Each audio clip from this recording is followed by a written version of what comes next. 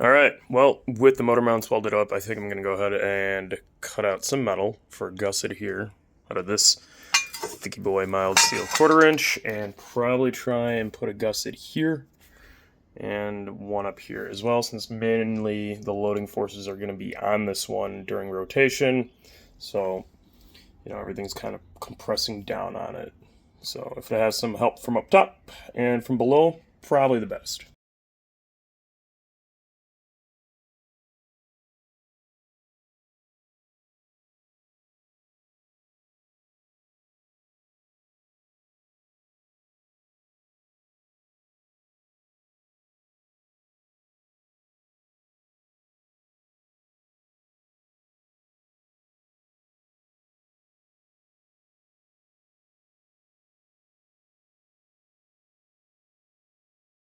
There you have it. 2 gusseted motor mounts ready to go. I'm going to grab some primer and some paint after these cool down.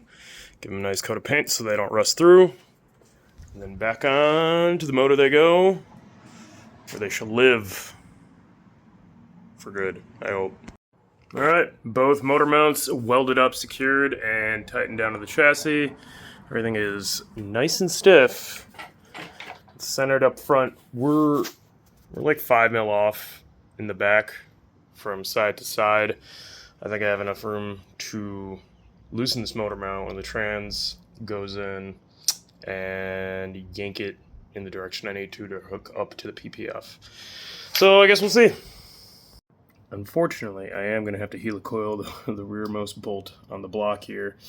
This isn't what I'd call the greatest block I've ever bought, but such is life. Kit on the way. Hopefully I can get that done real quick.